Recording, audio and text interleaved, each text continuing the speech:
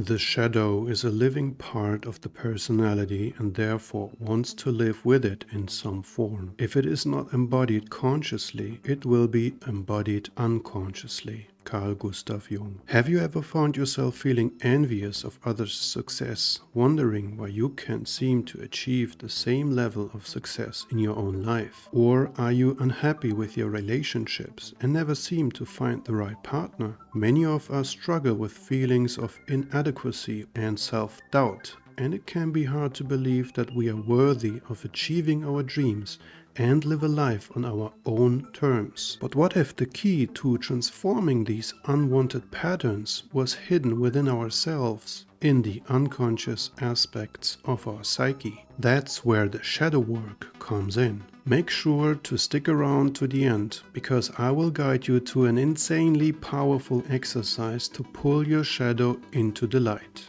Everything that is unconscious wants to become conscious.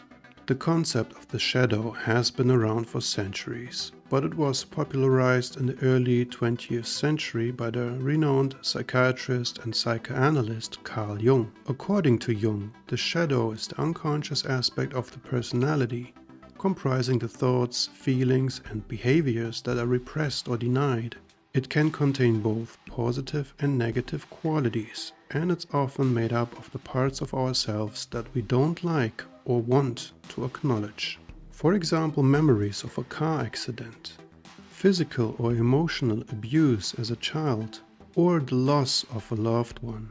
Sometimes, such traumatic experiences can cause negative self-beliefs, like "I'm not worthy of love," or even suppressed emotions like anger, shame, or sadness. Living in the dark, they influence our behavior.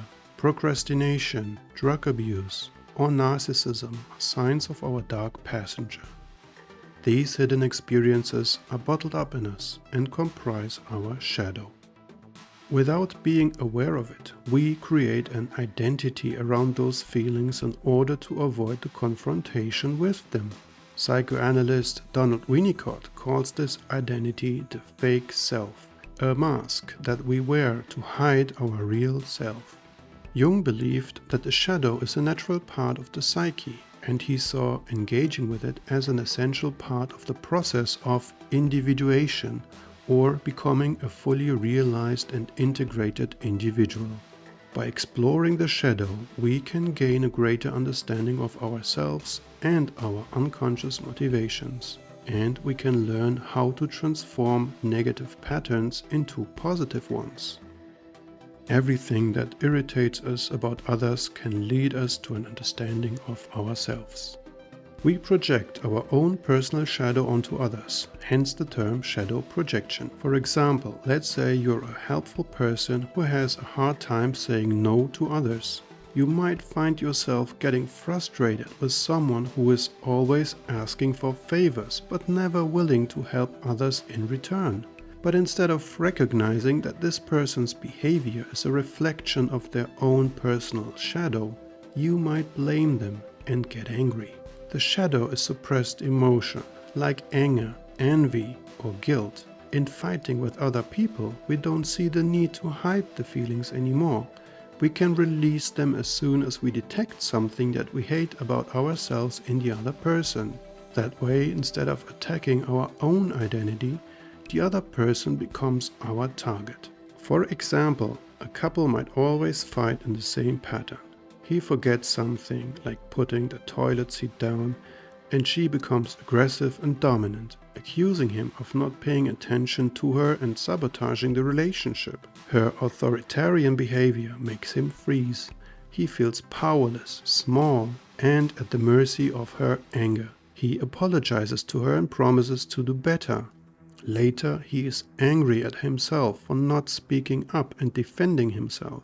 In the other room, she is also unhappy about treating him this way again. Both shadows perform this drama piece over and over, slowly gnawing on the basis of the relationship. Once the shadows are done with their fight, they return to their inner cave and leave the relationship full of doubt and unhappiness. The meeting of two personalities is like the contact of two chemical substances. if there is any reaction, both are transformed. Psychoanalyst Eric Berne called such experiences transactions and developed a theory around it called transactional analysis.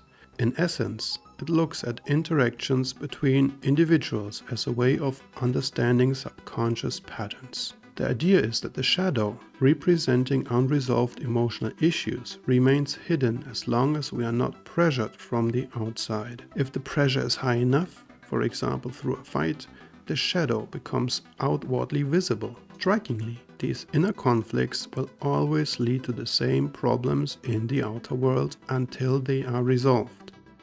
Our past repeats itself until we fully face it. The only way to deal with the unknown is to become familiar with it. There are many different techniques how to do shadow work.